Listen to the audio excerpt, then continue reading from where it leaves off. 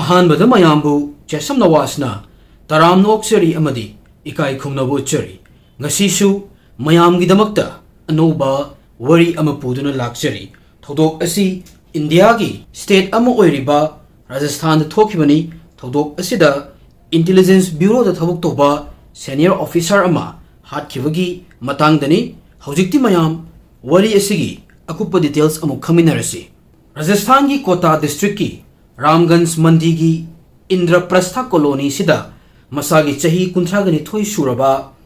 ꯆꯦꯇꯟ ꯄ꯭ꯔꯀꯥꯁ ꯀꯂꯥꯅ ꯀꯧꯕ ꯃꯤꯑꯣꯏ ꯑꯃ ꯂꯩꯔꯝꯃꯤ꯫ ꯃꯍꯥꯛ ꯏꯟꯇꯦꯂꯤꯖꯦꯟꯁ ꯕ꯭ꯌꯨꯔꯣꯗ ꯁꯦꯅꯤꯌꯔ ꯇꯦꯛꯅꯤꯀꯦꯜ ꯑꯣꯐꯤꯁꯥꯔ ꯑꯣꯏꯅ ꯊꯕꯛ ꯇꯧꯔꯝꯃꯤ ꯑꯗꯨꯒ ꯃꯍꯥꯛꯀꯤ ꯊꯕꯛ ꯗꯦꯜꯂꯤꯗ ꯄꯣꯁꯇꯤꯡ ꯇꯥꯔꯒ ꯂꯩꯔꯝꯃꯤ꯫ ꯃꯍꯥꯛꯀꯤ ꯅꯨꯄꯤꯒꯤ ꯃꯤꯡ ꯑꯅꯤꯇꯥ ꯃꯤꯅꯥ ꯀꯧꯏ꯫ ꯃꯁꯥꯒꯤ ꯆꯍꯤ 19 ꯁꯨꯔꯦ꯫ ꯃꯍꯥꯛ ꯖꯂꯥꯋꯥꯔ ꯍꯥꯏꯔꯤꯕ ꯃꯐꯝꯁꯤꯒꯤ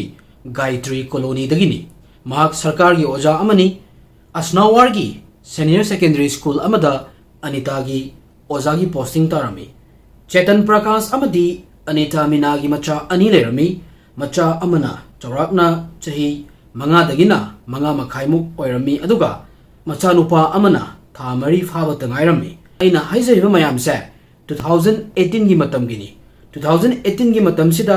ꯆꯦꯇꯟ ꯄ꯭ꯔꯀꯥꯁ ꯃꯥꯒꯤ ꯃꯊꯧꯅ ꯃꯔꯝ ꯑꯣꯏꯔꯒ ꯑꯌꯥꯝꯕ ꯃꯇꯝꯗ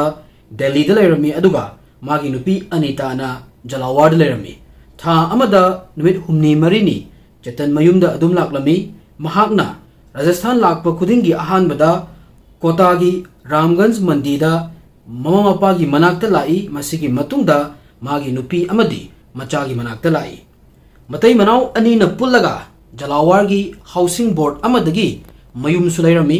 ꯖꯨꯟ 2017ꯒꯤ ꯃꯇꯝ ꯁ꯭ꯋꯥꯏꯗ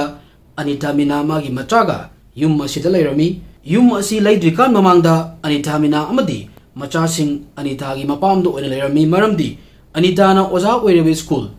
ꯃꯥꯒꯤ ꯃꯄꯥꯝꯗꯒꯤ ꯌꯥꯝꯅ ꯂꯥꯞꯄ ꯑꯣꯏꯔꯝꯗꯦ꯫ ꯌꯨꯝ ꯂꯩꯔꯕ ꯃꯇꯨꯡꯗ ꯃꯐꯝꯁꯤꯗ ꯁꯤꯐ ꯇꯧꯔꯛꯂꯝꯃꯤ꯫ ꯌꯨꯝ ꯑꯁꯤꯗ ꯆꯦꯇꯟ ꯄ꯭ꯔꯀꯥꯁꯀꯤ ꯐꯦꯃꯤꯂꯤ ꯑꯅꯤꯇꯥ ꯃꯤꯅꯥꯒꯤ ꯐꯦꯃꯤꯂꯤ ꯑꯅꯤꯃꯛ ꯂꯥꯛꯊꯣꯛ ꯂꯥꯛꯁꯤꯟ ꯇꯧꯔꯝꯃꯤ꯫ ꯏꯃꯨꯡ ꯃꯅꯨꯡꯒꯤ ꯃꯤꯑꯣꯏ ꯈꯨꯗꯤꯡꯃꯛ ꯑꯋꯥꯠ ꯑꯄꯥ ꯇꯥꯊꯣꯛ ꯇꯥꯁꯤꯟ ꯇꯧꯗꯨꯅ ꯂꯩꯔꯝꯃꯤ꯫ ꯃꯈꯣꯏꯒꯤꯅꯤ ꯍꯥꯏꯕꯗ ꯑꯋꯥꯠꯄ ꯑꯃꯠꯇ ꯂꯩꯔꯝꯗꯦ꯫ ꯃꯆꯥ ꯃꯃꯧ ꯑꯅꯤꯃꯛ ꯁꯔꯀꯥꯔꯒꯤ ꯊꯕꯛ ꯇꯧꯔꯝꯃꯤ꯫ ꯍꯧꯖꯤꯛꯇꯤ ꯃꯁꯨ ꯅꯨꯄꯥ 2 ꯑꯃꯁꯨ ꯂꯩꯔꯦ꯫ ꯄꯩꯁꯥꯁꯨ ꯃꯔꯥꯡ ꯀꯥꯏꯅ ꯐꯪꯂꯝꯃꯤ꯫ ꯄꯔꯐꯦꯛ ꯑꯣꯏꯕ ꯐꯦꯃꯤꯂꯤ ꯑꯃ ꯍꯥꯏꯕꯗꯣ ꯑꯣꯏꯔꯝꯃꯤ꯫ ꯑꯗꯨꯕꯨ ꯏꯃꯨꯡ ꯑꯁꯤꯒꯤ ꯐꯤꯕꯝꯗ ꯍꯧꯖꯤꯛꯇꯤ ꯑꯍꯣꯡꯕ ꯀꯌꯥ ꯑꯃ ꯂꯥꯛꯂꯅꯤ꯫ 2018ꯒꯤ ꯐꯦꯕ꯭ꯔꯨꯋꯥꯔꯤꯒꯤ ꯇꯥꯡ 13 ꯚꯦꯂꯦꯟꯇꯥꯏꯟ ꯗꯦ ꯅꯨꯃꯤꯠꯁꯤꯗ ꯆꯦꯇꯟ ꯄ꯭ꯔꯀꯥꯁ ꯃꯥꯒꯤ ꯊꯕꯛ ꯃꯐꯝꯗꯒꯤ ꯅꯨꯃꯤꯠ 2ꯒꯤ ꯁꯨꯇꯤ ꯂꯧꯔꯒ ꯔꯥꯖꯁꯊꯥꯟꯗ ꯂꯥꯛꯂꯝꯃꯤ꯫ ꯃꯃꯥꯡꯗ ꯇꯧꯈꯤꯕ ꯑꯗꯨꯃꯥꯏꯅ ꯆꯦꯇꯟ ꯄ꯭ꯔꯀꯥꯁ ꯃꯃꯥ ꯃꯄꯥ ꯎꯅꯕ ꯆꯠꯂꯝꯃꯤ꯫ ꯃꯐꯝꯁꯤꯗ ꯄꯨꯡ ꯈꯔ ꯃꯈꯣꯏꯒꯤ ꯑꯋꯥ ꯅꯨꯡꯉꯥꯏ ꯋꯥꯔꯤ ꯇꯧꯔꯝꯃꯒ ꯖꯂꯥꯋꯥꯔꯗ ꯑꯃꯨꯛ ꯆꯠꯅꯕ ꯏꯚꯤꯅꯤꯡꯒꯤ ꯄꯨꯡ 6 ꯇꯥꯔꯛꯄ ꯁ꯭ꯋꯥꯏꯗ ꯇ꯭ꯔꯦꯟ ꯇꯣꯡꯂꯝꯃꯤ꯫ ꯄꯨꯡ ꯑꯃꯒꯤ ꯃꯅꯨꯡꯗꯗꯤ ꯃꯥꯒꯤ ꯍꯥꯎꯁꯤꯡ ꯁꯣꯁꯥꯏꯇꯤꯗ ꯑꯗꯨꯝ ꯌꯧꯏ꯫ ꯃꯥꯒꯤ ꯅꯨꯄꯤ ꯑꯅꯤꯇꯥꯗ ꯆꯥꯎꯔꯥꯛꯅ ꯄꯨꯡ 1ꯔꯣꯝꯒꯤ ꯃꯅꯨꯡꯗ ꯌꯨꯝꯗ ꯌꯧꯔꯛꯂꯅꯤ ꯍꯥꯏꯅ ꯄꯥꯎ ꯄꯤꯔꯝꯃꯤ꯫ ꯁꯣꯝꯗ ꯑꯅꯤꯇꯥ ꯃꯤꯅꯥ ꯑꯃꯗꯤ ꯃꯆꯥꯁꯤꯡ ꯆꯦꯇꯟ ꯄ꯭ꯔꯀꯥꯁꯄꯨ ꯉꯥꯏꯔꯒ ꯂꯩꯔꯝꯃꯤ꯫ ꯑꯅꯤꯇꯥ ꯃꯤꯅꯥꯅ ꯆꯦꯇꯟ ꯑꯣꯇꯣ ꯔꯤꯛꯁꯣ ꯑꯃꯗ ꯂꯥꯛꯏ ꯍꯥꯏꯕꯒꯤ ꯃꯦꯁꯦꯖ ꯑꯃꯁꯨ ꯐꯪꯂꯝꯃꯤ꯫ ꯇꯞꯅ ꯇꯞꯅ ꯃꯇꯝ ꯁꯨꯝ ꯍꯧꯈꯤꯕꯅ ꯅꯨꯃꯤꯗꯥꯡꯒꯤ ꯄꯨꯡ 9 ꯇꯥꯔꯛꯂꯝꯃꯤ ꯑꯗꯨꯕꯨ ꯆꯦꯇꯟꯗꯤ ꯍꯧꯖꯤꯛꯁꯨ ꯌꯨꯝꯗ ꯌꯧꯔꯛꯂꯝꯗ꯭ꯔꯤ꯫ ꯑꯅꯤꯇꯥꯅ ꯃꯥꯒꯤ ꯅꯨꯄꯥ ꯆꯦꯇꯟ ꯄ꯭ꯔꯀꯥꯁ ꯀꯩꯗꯧꯈ꯭ꯔꯕ ꯖꯥꯠꯅꯣ ꯈꯜꯂꯝꯃꯤ꯫ ꯃꯍꯥꯛꯅ ꯆꯦꯇꯟꯗ ꯀꯣꯜ ꯇꯧꯔꯝꯃꯤ ꯑꯗꯨꯕꯨ ꯐꯣꯟꯗꯤ ꯆꯠꯂꯒ ꯀꯣꯜꯗꯨꯗꯤ ꯄꯥꯏꯈꯠꯂꯛꯇꯦ꯫ ꯆꯦꯇꯟꯅ ꯐꯣꯟ ꯄꯥꯏꯈꯠꯂꯛꯇꯕꯗꯒꯤ ꯃꯅꯦꯝ ꯃꯀꯨꯒꯤ ꯌꯨꯝꯗ ꯑꯣꯏꯅ ꯀꯣꯜ ꯇꯧꯔꯒ ꯆꯦꯇꯟ ꯄꯨꯡ ꯀꯌꯥꯗ ꯃꯐꯝꯗꯨꯗꯒꯤ ꯊꯣꯛꯈꯤ ꯍꯧꯖꯤꯛ ꯐꯥꯎꯕ ꯌꯨꯝꯗ ꯌꯧꯔꯛꯇ꯭ꯔꯤ ꯍꯥꯏꯔꯝꯃꯤ꯫ ꯆꯦꯇꯟꯒꯤ ꯃꯃꯥ ꯃꯄꯥꯁꯨ ꯈꯤꯇꯪ ꯉꯛꯄꯗꯤ ꯐꯥꯎꯔꯝꯃꯤ꯫ ꯍꯧꯖꯤꯛ ꯐꯥꯎꯕ ꯆꯦꯇꯟ ꯌꯧꯔꯛꯇ꯭ꯔꯤ ꯇꯥꯕꯗ ꯃꯁꯤꯒꯤ ꯃꯇꯨꯡ ꯑꯅꯤꯇꯥꯅ ꯆꯦꯇꯟꯅ ꯃꯃꯥꯡꯗ ꯍꯦꯛ ꯆꯠꯄ ꯃꯈꯣꯏꯒꯤ ꯃꯔꯤ ꯃꯇꯥꯁꯤꯡꯗꯁꯨ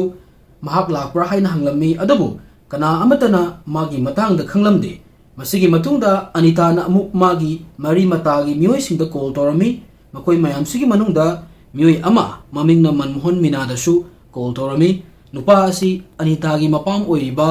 ꯒꯥꯏꯇ꯭ꯔꯤ ꯀꯣꯂꯣꯅꯤꯗ ꯂꯩꯕꯅꯤ꯫ ꯅꯨꯄꯥ ꯑꯁꯤ ꯆꯦꯇꯟ ꯄ꯭ꯔꯀꯥꯁꯀꯤ ꯃꯁꯦꯟ ꯊꯣꯛꯂꯝꯃꯤ ꯍꯥꯏꯕꯗꯤ ꯑꯅꯤꯇꯥꯒꯤ ꯃꯧꯄ꯭ꯋꯥꯅꯤ꯫ ꯃꯟꯃꯣꯍꯟ ꯃꯤꯅꯥꯅ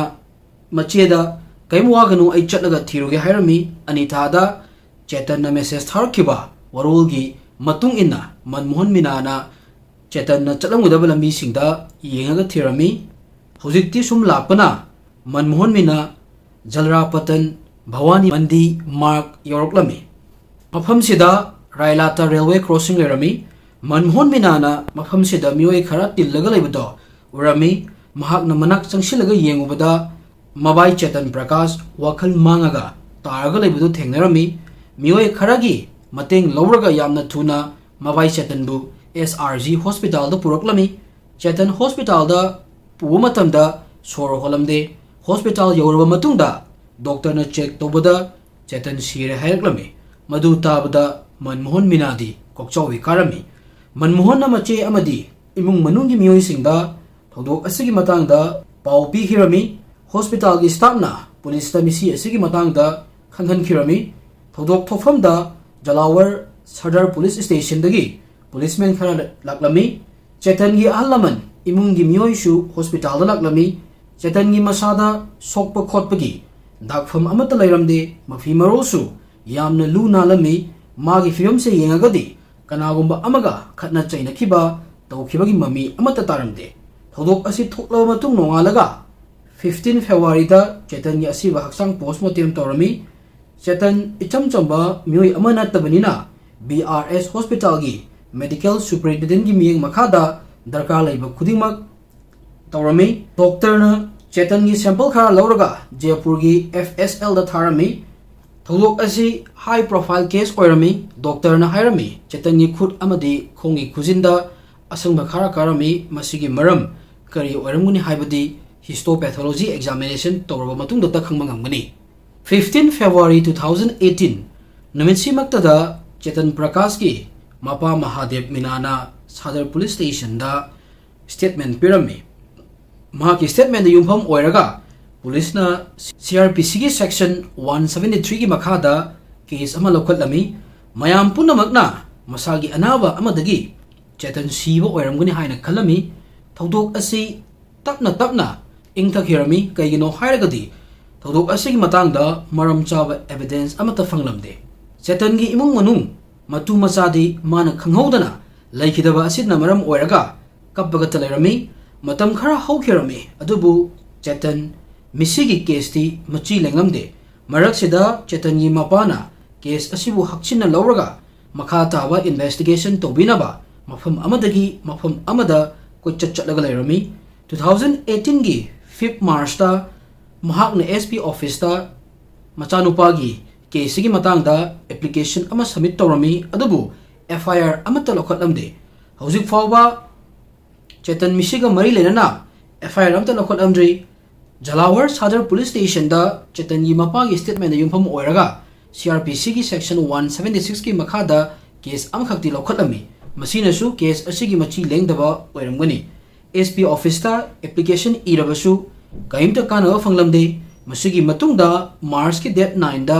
महादेव मीना चेतन की मपाना मजिस्ट्रेट ता रिटन कंप्लेन अमा इरमी मथंगी नुमित डेट 10 दा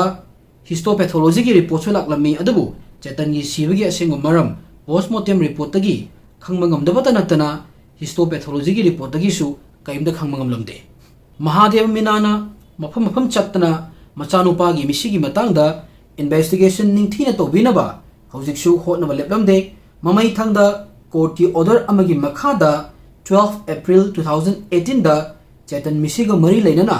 पुलिस ना FIR अमा लौखटलमी अमुक हन्ना सरदार पुलिस स्टेशन दा IPC सेक्शन 302 अमदी 120 की मखादा केस लौखटलमी चेतन की मपा महादेव ना हायरमी महाक अमदी इमुंग मनुंगी मियोय खुदिंगमकना केस असिगी हिरम खुदिंगमक मतंग पांगनी पुलिस की वहंग खुदिंगमक की पाखुम पीगनी केस असिबु थिजनबा स्पेशल इन्वेस्टिगेशन टीम अमा सेमलमी टीम असि एडिशनल SP अमना लुसिंगलमी मसिगी सुमथक्ता सदर पुलिस स्टेशन की ASI हेड कांस्टेबल अमदी अतोप पुलिस पर्सनल कया अमा स्पेशल इन्वेस्टिगेशन टीम असिदा यावरमी टीम असिना अहानबदा 14 February थौदोक थोलिबा नुमितसिदा चेतन प्रकाश की रूटीन खंदोकनबा होटनरमी मखोइने इमुंग मनुंगी बिपुम खुदिंगमक्ता वहंग पाहंग तौरमी पुलिस ने थौदोक थोलिबा नुमितसिदा कना कनागा चेतन गा थेंगनखी अदुगा महाकना चलंबा याबा मफम कदाय कदायदा लैगे हाइबसे खंगनबा होटनरमी चेतन की थबक तोमिनबा कलेक्शनदसु वरी तौरमी थौदोक थोकपा मतंगी कॉल हिस्ट्री लोकेशन चेक तौरमी चेतन की बैकग्राउंड सु यंगलमी ममांगदमा खना चैनखिबा मागा येकनबा लैखिब्रा हाइबगी मतंगदसु यामना कुपना यंगशलमी Chetan Railata Railway Crossing ki manakta kaidoba chatlino haibagi wahang ama thoraklami mahaki yum gi lambi gi mafam asiga hairiba Railata Railway Crossing gi lambi siga opposite oirami oibe aba amana thodok asi thokhraba matungda mafam sida puraklaga mabu langthoamba ama 14 February gi numidangi pung 9 makhai fawbada Chetan Buma gi masenupana hospital da purakhibani matam sida Chetan da phone yoramde mahaki phone activity check tobada yamna kuina phone on toroga lerami aduga kona thangda switch off tawkhirami masina takpadi thodok asibu tawriba mioi asigi manakta Chetan gi phone lei haibani mioi asina oiramba yai Anita da message tharkhibado kayino hairagadi Chetan na thengla fawwa yumda halaktabaduda pakhatana police ta paupi ge khalasu pidanaba oiramgani police na Ramganj Mandi Railata Jarwal Railway Station amadi Chetan na chatlamgani khanba tongan na mafam kaya dasu thiba humagi thabak chatharami hojikti mayam Chetan gi magi punshi amadi background gi matang dam khangminasi Chetan 2011 gi 21 January da Anita ga lohnglami makhoi ani gi lohongba arranged marriage ni matam sida Anita second grade level gi sarkar gi oja oirami Anita 2008 da third level post da thabak khanmani masigi matung promotion laklami makhoi ani lohonglo matung tha taruk leiraga Chetan Prakash Intelligence Bureau da thabak join torami mahaki posting Delhi da tarami 2012 da makhoi ani gi ahan macha phangjarami imung manung gi miyoising yamna harawrami Anita gi school mapamdagi nakpana maram oiraga mahak ayaba matamda mapamdo oina lerami Anita Asnawar gi school amada posting taro matung school asida 2014 da nauna ozanupi amasullaklami mahak sumayum makai pale kaigumba kanda magi nupane school da thinba amadi suti thabada lobulaklami nupa asigi maming Pravin Rathor kawi mahak Jalawar police ta secret amadi undercover gi type da leibani Pravin Rathor na magi nupi school da thindok thinjin tawbasida Anita minaga thengdarami masina Anita gi thaina gi wakhalba amuk hanna fresh ohelami Anita na Pravin Rathor bu yamna angang oirikandagi khanglami makhoi ani niver oirami masigi matung tamna lapthokna khirami aduga magi lambi da chatna khirami Pravin Rathor Jalawar gi Mangalpura road ki manakta lerami angang oirikani matamda sana khona batobada school chathok chasin tobada makhoi ani aman amabu masakti khangnarami adubu saurokpadagi magi lambi da chatna khirami yamna kuirabagi tungda makhoi ani thengnarami 2015 gi Raksabandhan da Anita na Pravin bu mayum da korami matam sida Chetan Prakash mayum da lerami Anita na Pravin Rathor Chetan ga sakhang halami aduga makhoi ani gi thaina gi wari magi nupa Chetan da sulirami Anita na Pravin Rathor da rakhi unbirami makhoi ani amana amabu machin mawpani khanarami 2017 gi June da Anita amadi Chetan na housing board tagi yum lairi basi Pravin Rathor gi through da gini Pravin na broker oina yum masi laibida saruk yarami Chetan amadi Anita na yum asi 35 lakh talerami Pravin Rathor na broker charge oina 10 lakh su phanglami marakta Pravin Anita gi yum sida laklami case asida amuk mai onsilasi somdana police na Chetan ga close oina tinaramba mioi kana no haina kana tigal lerami police na call data record examine torami Anita gi phone su check torami adubu mahaki phone dagi kaigumba data ama faw phanglamde ahan balayrakba phone na chap manarami phone asi format tokyo malami adubu police na technical expert ki mateng lawraga Anita gi phone ki data retrieve torami masidagi Anita Pravin Rathor ga yamna toina wari sanai haba khamngamlami Chetan gi thodok thokliba numisida su Anita Pravin da wari kuina sanakhibagi record phanglami Anita amadi Chetan na WhatsApp ta thanaba message khara police na phanglami message asida kaiguma wafam amada matai manau ani marai tawnaba urami masigi matang da police na Chetan gi imung manung da khangbra hain hanglami matam sida imung manung gi miyoina Anita amadi Chetan tha khara gi mamang dagi makhoi ani gi marakta nuwaina daba yamma leirami toina khatnabagi horofamna Pravin ni hairami Chetan na Pravin Rathor magi mayum da lakpado yaninglamde Chetan gi mama mapana Anita gi yum da lakpado su Pravin leramba hek thengnei makhoi na su Pravin da Chetan la yum tambata yumda laknaba hairami noi ani na chin nopani haina khanaramba yai adu oiragasu yum sida lakanu hairami adubu Pravin na makhoi mayam gi wa taramde Anita gi yumda adum laklami investigation asibu tawriba police na Pravin da wari saba darkar lai haina khalami Matamsida Pravin Rathore Anti Corruption Bureau da Constable oina leirami mahaki posting Jalawar tarami investigation torokpa tha ani ahum pharaklami hojikti jungi tha yaroklami police Pravin yumda laklami adubu jungi tang taraga marida atopa mafam amada chatki haidana mahak yumda leiramde imungi miyoina Pravin sarkar gi thabak amagi Ajmer chatki magi phone switch off leibada noi kem khalunu marak marakta adum tawuni hairami police no su moi gi oba site tagi tising khomin ba tawrami matamsida Pravin da sarkar gi thabak ki damak Ajmer chatna ba haikiba leite haiba khanglami hojikti police na Pravin Chetan gi thodok asida mahak yaure haba sa khanba horami police na mangonda wahang pohong toba la ani khangbagi afam sidagi chen kibo oiramgani khalami police ki technical team na call data record amadi atopa information kaya ama lauthok amadi atopa miwai amasu thoroklami magi mamingna Shahrukh Khan kawi thodok thokpa numita Pravin amadi Shahrukh Khan yamna kuina wari sanabagi record fanglami makoi ani ayama matamda in touch da dum leirami police na Shahrukh Khan gi information lauthok nupa asi Jalawar gi Tof Khana hairiba mafam sida leirami 2019 gi jungi tang 9 faw gi manungda mahakpu farami police ki custody da puraklaga yamna strictly oina wahang pohong torami hojikti wari punamak tholakpa horami Chetan bu matau karamna hatkiba karigidamak any medical report amada mahak matau karamna sikhi haiba khangmangam dribano FSL report su mege tang mapanda laklami doctor namakal kayagi chemical gi examine torami adubu loinamak negative laklami Shahrukh Khan police tawari hobudagi loyo fawali ba horoklami 2017 da Pravin Shahrukh Khan ga thengnarami Pravin na Shahrukh ta hairami magi mache amalei mache se magi mapuroibana fuba chaiba otpiba na biba tawre maram asina mapu mawu hatpa darkar oi hairami Pravin na Chetan kari thabak tawi haibadi Shahrukh ta haidoklamde Pravin na Shahrukh ta lupa lakh ahum pirami Chetan bu hatnaba aduga Chetan gi address su pirami somda Shahrukh magi marup kharaga Chetan kamaina hatkani haibagi lalong yatlaga leirami media report ki matung ina Shahrukh na Chetan bu hatnaba mangarak tarurak hotna ki haiba khamangam lami ahanba try 2017 gi December gi tang kunga mangana tawrami matam si Chetan na Delhi da halakpa matam dani train manungda gunda khara laga fammi adubu winter gi matam oibana mi ayambal loina muffler na moyamit khumjalaga phamnarami machine maram oiraga Chetan masak khangdabadagi mak nanthoklammi somda Shahrukh amadi magi marup sing Chetal bu hatnaba hotnari marak sida Pravin na atopa wakhala masu khalami Chetan bu hatnaba atopa lambi thirami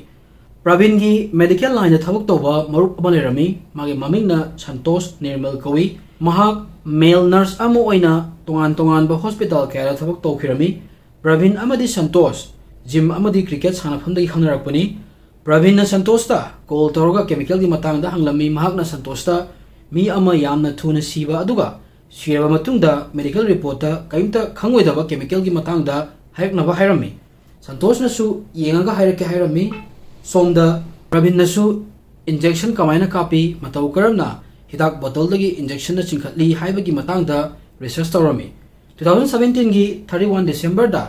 Santosh na operation theater room dagi 500 mg gi bottle ama aduga 10 ml gi bottle ama pirami aduga hairami hidak maming de hairoi adubu doctor na yamna toina use toba hidak ni hairami doctor na use toba na maram oiraga medical report ta hidak asigi maming pandabani Pravin na Santosh ta hidak asi party amada drug oina use tobnabani hairaga lawbani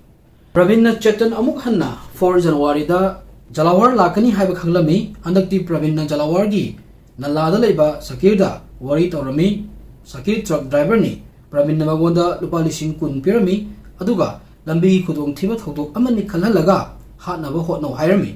makoina plan tawba lambi sida Chetan laklami aduga scooty amada kadai tanoma chatlami magi scooty maningda truck inarami adubu socket namak kawa mafam sida yamna yangna thagolaga chatkhirami plan asi fail oirami mathangi numit 5 January da plan amuk tawrami Chetan ngasi su scooty da chatnaba sem sarami Sakir Farhan amadi Prince truck ta Chetan bu inarami makhogi plan khara khajikti mai paklami Hanuman mandir amagi manakta Chetan bu thongbairami mahak scooty dagi tarami yamna thesu soklami aduga hospital su admit tawrami laibuk fabadagi sibamakti siyaudre hospital da police Chetan gi statement lawnaba laklami Pravin su mafam sida leirami statement pibada Chetan na sa khara lakpadagi balance oihodadana tubani hairami Pravin Chetanda sumaina hainaba